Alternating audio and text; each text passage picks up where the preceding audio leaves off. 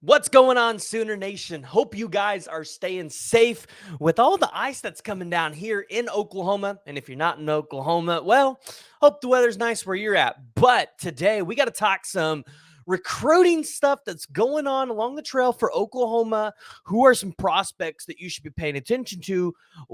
Specifically, there's a defensive lineman and a linebacker that we're going to talk about today for Oklahoma here in the 2025 class. Those are going to be some updates that y'all want to be paying attention to. So do me a favor, hit that like. And for the 62, actually, I think it was like 60 now, percent of you guys that watch my videos aren't subscribed, but you keep coming back, hit that subscribe button. It really helps me out, really helps me know that you guys like this kind of content. And again, thank you guys for tuning into the PG Show, where we talk about all things Oklahoma, OU football, OU basketball, softball, and we'll talk a little bit of baseball this year. Appreciate you guys making this your choice for one-stop shop Oklahoma athletic news. But today, let's dive into it. The Sooners have been out on the recruiting trail. The staff has been going out there visiting multiple recruits, trying to get an idea of who do they really want to prioritize here in the 2025 class. Also, just trying to strengthen those relationships with high school coaches around the country, around the areas that you're in. So Oklahoma, you got Texas, Kansas, Missouri, shoot, maybe even a little bit of Nebraska, right? The coaches are there. They're putting in work. And that's why you guys have seen a lot of 2026, 2025. And I think there's been even one 2027 offer going out. So the staff's out there. They're working hard and they're getting busy. And I had a chance to follow up with a couple of recruits this week and heading into the junior day that they're going to have on January 27th, which we will talk about either Thursday or Friday, probably Thursday. I got a chance to follow up with four-star defensive lineman Landon Rink. And for a lot of you guys, I've seen you in the comments. I've seen you guys on Twitter. I've seen you guys everywhere saying, hey, I just don't think we're going to land this kid. And I'm going to tell you, I think Oklahoma has a better shot than a lot of people are leading on to believe. So on January 21st, the staff was out at Cypress. They were visiting Landon Rink. They were visiting the high school, just again, making their presence known, making it felt, hey, we're here. Got a chance to follow up with Landon, talking about, hey, how Oklahoma's really pushing for him, right? And we talked about this last year, especially when we had him on the podcast. You had Texas and Texas A&M, but I really kind of wanted to get his thoughts on Texas now that Bo Davis isn't there, especially now that Bo Davis has reoffered him at LSU, right? So Bo Davis is going to make Landon Rink a priority. Now, whether LSU is going to be a threat in this recruitment right now, I think it's way too early to say. But if I had to take a guess, I say Oklahoma is the leader in this recruitment. You know, he just said, hey, Oklahoma is one of his top schools, and it's huge for them. It's huge for him because Todd Bates is really pressing, and with Texas being in the playoffs and with Texas A&M getting a new head coach, but then Texas having the turnover at the defensive line, listen, that can only help Oklahoma. So we talked about it, and for Texas, it's really going to come down to, hey, who's their new D-line coach going to be? I think that's probably going to be the biggest question mark. But then we talked about Texas A&M and Ohio State, right? Those are two of the other schools that are really pressing hard for this kid, and Larry Johnson, the godfather of defensive line recruiting. The question is for there, right, is does he want to leave the state? Does he want to go that far away from home? Oklahoma, it is a little bit farther than Texas or Texas A&M, but it's still a pretty manageable drive. Ohio State, you pretty much got to hop on a plane to get up there and watch Landon. So right now, guys, I say Oklahoma's the leader here.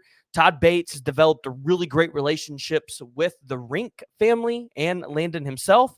So I like where Oklahoma sits here. It is going to be an uphill battle, though, because this is right in the backyard of Texas A&M and Texas. It's going to be hard, but I think Oklahoma can pull it out. Now, I did want to look at a linebacker that a lot of us have paid attention to, but it's fallen off a lot of people's radar, and that's going to be Christian Thatcher, the four-star linebacker out of Las Vegas, Nevada.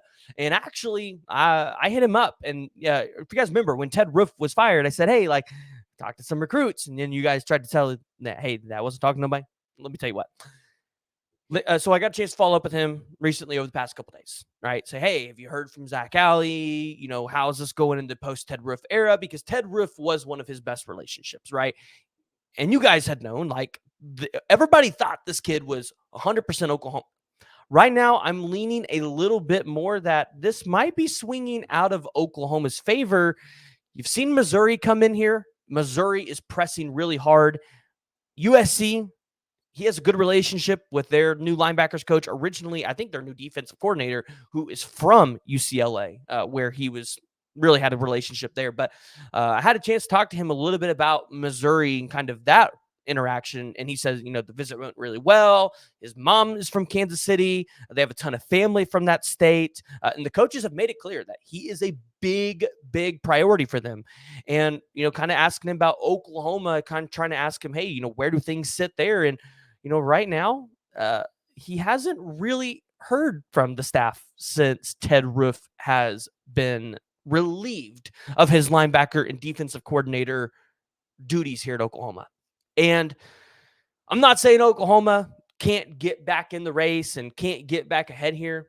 But right now, it seems like things might be trending apart here. It seems like Christian Thatcher's recruitment might be a little bit more open. So obviously, the schools that you really have to pay attention to here in his recruitment outside of Oklahoma, it's going to be Oregon, it's going to be USC, and it's going to be Missouri. Those are the three that I would really pay attention to. If you're an Oklahoma fan, you know that when it comes to linebacker recruiting, Zach Alley and Brent Venables, they might decide to go a completely different direction than what we were originally even thinking, right? They made new offers, especially you saw that in Jaden Harmon out of Rome, Georgia. We broke down his film. You got Christian Jones out of Omaha, Nebraska. Fun fact, we got a chance to catch up with him as well. He's going to be at the junior day. We'll have more coming on that, maybe even a potential interview there. You got Riley Pettyjohn out of McKinney, Texas. So although it seems like, unfortunately, things are trending apart, there are still lots of good prospects on the board for Oklahoma, and there's still a lot of time left in this class. So a lot of things can change. Now, lastly, we got to talk about a specific cornerback that Oklahoma offered that was committed to Georgia, but then decided to decommit. You heard me right on that. Goes by Tay Harris. Tay Harris is 5'10", 180 pounds out of Cedartown, Georgia. He'd been committed to Georgia for a while, decommitted here on the 21st. Oklahoma offered him on the 18th. You saw USC offer him on the 19th. And this recruitment, it's going to get a little wild. Now, obviously, Florida's in there. You've got a couple other SEC schools. When it comes to Tay Harris, his services are going to be requested by several schools across the country. I do want to say this, though. His original recruiter at Georgia was Fran Brown. Fran Brown is now at, you got that right, Syracuse.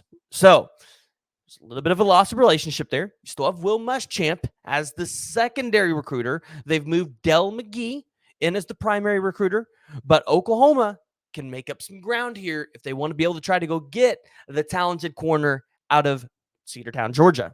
But again, as we talk about many times with kids from that state of Georgia, it's going to be hard to pull them away from Georgia or Clemson. Both of those schools recruit the state very well. So not holding up any hopes here. You still have other good cornerback prospects in this class. We've talked about it. Kobe Sellers is one of them. And Kobe Sellers is one that I've had a prediction in since November. I think he'll be a part of this class for Oklahoma. Things have been trending really well there. You've got Malik Hawkins, and obviously I think you would favor it there because Michael Hawkins is here. You've got Tristan Haynes, the 6'2", 175-pound corner out of Carl Albert.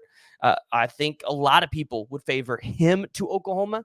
And then you've got like Dwayne Galloway. You've got Dejon Petaway, Zay Gentry. So there are a lot of other prospects at that cornerback position that Oklahoma has had their eyes on. And over the next coming months, we're going to find out who Oklahoma really wants to prioritize at that cornerback position. So that's just a couple of updates for you guys along the 2025 recruiting trail. We got Junior Day coming up here on the 27th. We're going to have some of these recruits on the podcast to recap what their visit was like, talk about their recruitment a little bit, and then we'll have some breakdowns as well as kind of where I felt things were going as the Junior Day from what we're hearing. And I want you guys to be a part of it. So make sure you're hitting that like, make sure you're hitting the subscribe button, joining the discussion, jumping down in the comments.